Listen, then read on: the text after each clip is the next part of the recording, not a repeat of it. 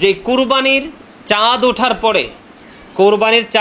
পরে গোফকে ছোট করা, চুল কাটা, নখ কাটা, এগুলো চাঁদ দেখার পরে এগুলো কাটা উচিত কিনা, মানে এগুলো কাটা উচিত নাকি না কাটা উচিত, এটা নিয়ে কিন্তু অনেকের মধ্যে কি আছে, দ্বিধাদ্বন্দ্ব আছে। এটা আমাদের কি করা উচিত, জানা উচিত। এই বিষয় নিয়ে একটু আলোচনা দরকার আছে না? আল্লাহু আকবার, আল্লাহু আকবার, লা ইলাহা ইল্লাল্লাহ, আল্লাহু আকবার, আল্লাহু আকবার, লিল্লাহিল হামদ।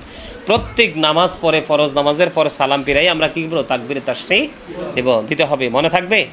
এটা আমাদের কি করা উচিত, আমাদের করা উচিত, মনে রাখা উচিত। এই আমলগুলো আমাদের করা উচিত। একটা বিষয় কি করতে হবে, 9 তারিখ ফজর থেকে 13 তারিখ আসর পর্যন্ত, এটা আমরা এখানে যারা উপস্থিত আছে আমাদের ফ্যামিলির সবাইকে এই বিষয় সম্পর্কে আমরা ইনফর্ম করব, জানিয়ে দিব। হ্যাঁ, আর একটা বিষয় হলো যে কুরবানির চাঁদ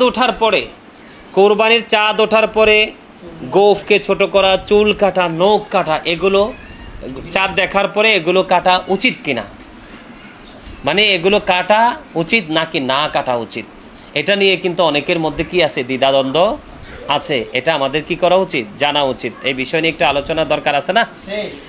আল্লাহ আমাদের এই কুরবানির চাঁদ দেখার পরে যিনি কুরবানি দাতা, ইনি চাঁদ দেখার পরে চুল, দাড়ি বা নখ, দাড়িতে এমনি আমরা খুল লাগাই না, বিশেষ করে আমরা আহলে সুন্নাত ওয়াল জামাতের, খারিজিরা বিশেষ করে দাড়িতে কিন্তু ডিজাইন করে, কি করে, খারিজিরা কিন্তু স্মার্ট দেখার জন্য, হ্যান্ডসাম দেখা যাওয়ার জন্য, মানুষের মন জয় করার জন্য, কারণ খারিজিরা মূলত আল্লাহ রাসূলকে খুশি করার জন্য কিন্তু তারা কাজ করে না, তারা লোক দেখানো কাজ করে, মানুষকে দুর্বল করার জন্য, মানুষের পকেট থেকে টাকা হাতিয়ে নেওয়ার জন্য, তাদের স্বার্থ হাসিল করার জন্য কিন্তু খারিজিরা এই কাজটা করে। কিন্তু আমরা বিশেষ করে আহলে সুন্নাত ওয়াল জামাতের অন্তর্ভুক্ত যারা, আমরা কিন্তু এগুলো করি না।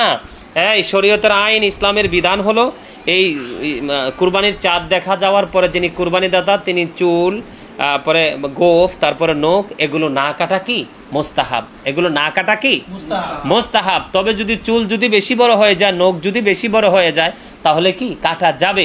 তবে যেহেতু এটা একটা সুন্নাহ, এটা কি, এটা একটা সুন্নাহ, আমাদের মনে রাখতে হবে যখন ইসলামের প্রতিকূল অবস্থা পৃথিবীতে তৈরি হয়ে যাবে, তার মানে সুন্নতগুলো ধীরে ধীরে আমাদের কাছ থেকে কি হয়ে যাচ্ছে, বিলীন হয়ে যাচ্ছে, হারিয়ে যাচ্ছে।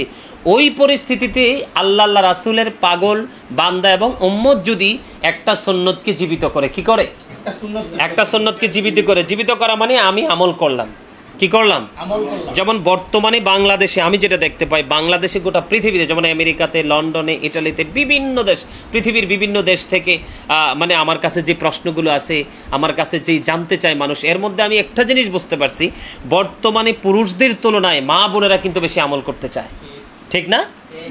যেটা আমি প্র্যাকটিক্যালি প্রমাণ, পুরুষরা প্রতিদিনে যত প্রশ্নের উত্তর আমি দেই, এর মধ্যে ম্যাক্সিমামই 3 ভাগের 2 ভাগই হলো কি মহিলারা, মা বোনেরা। তারা বিভিন্ন লেখনির মাধ্যমে, বিভিন্ন মাধ্যমে আমার কাছে তারা কি করে, প্রশ্ন করে। তো সবাইকে দিতে পারি না, ব্যস্ততার কারণে, নিজের ইয়ার কারণে সময় দিতে পারি না, তবে যাকেই সময় দেই আমি দেখছি যে তারা। তো এই জন্য আমাদের প্রত্যেকের এই মুস্তাহাব, এই সুন্নাতটা আমাদের ধরে রাখাকেই উচিত। ধরে রাখলে লাভটা হবে কি, আল্লাহ রাসূল বলেছেন কিয়ামতের কাল হাসরের দিন যেই ব্যক্তি বিলীন হওয়া সুন্নাতকে জীবিত করবে, তাকে দেখে অন্যজন সুন্নাত আমলটা করবে, সেখান থেকে সে বেনিফিট পাবে, এবং কাল কিয়ামতের দিন আল্লাহ রাসূল জানিয়ে দিয়েছেন আমাদেরকে, তাকে 100 শহীদের মর্যাদা দিয়ে তাকে জান্নাতে ঢোকানো হবে। তাহলে এইটা ঈদের যারা কুরবানি দিবে তাদের চাঁদ দেখা যাওয়ার পরে কি করা যাবে না।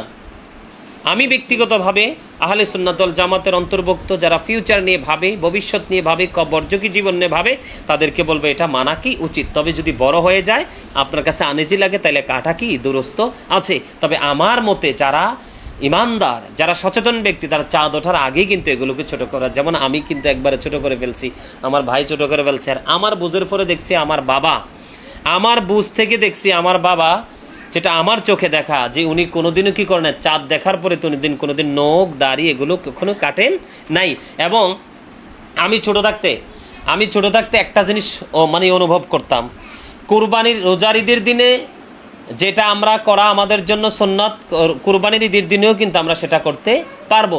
তবে একটা জায়গা ব্যতিক্রম কি, যেমন আমি ছোট থাকতে আগে, তখন তো আর বুঝতাম না, ছোট থাকতে দেখতাম যে আব্বা কি করতো, মানে কুরবানির ঈদের দিন কিছু খাইতেন না, সকাল থেকে কি করতেন না, অনেক ডাকাডাকি করতাম বা বাসা থেকে ডাকতো, আব্বা যাইতো না, কিন্তু মা সবসময় চুপচাপ থাকতো, মানে আব্বারে কখনোই বিরক্ত করতো না। তখন আমি ভাবতাম আসলেই ব্যাপারটা কি, আসলেই ব্যাপারটা কি।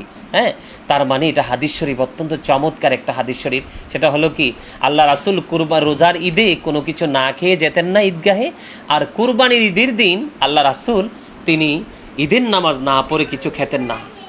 যিনি কুরবানির দাতা, যিনি কুরবানি দিচ্ছেন, ওনার জন্য উত্তম একটা ইবাদত হলো, উত্তম একটা তাকওয়া হলো, উত্তম একটা আমল হলো যে তিনি ঈদের দিন কি করবেন না, কোনো কিছু খাবেন না। সকালবেলা তিনি নামাজ থেকে এসে পশু জবাই করে সেই পশুর গোস্ত দিয়ে খাবার খাওয়াটা কুরবানি দাতার জন্য অনেক বড় একটা উত্তম কাজ। সুবহানাল্লাহ।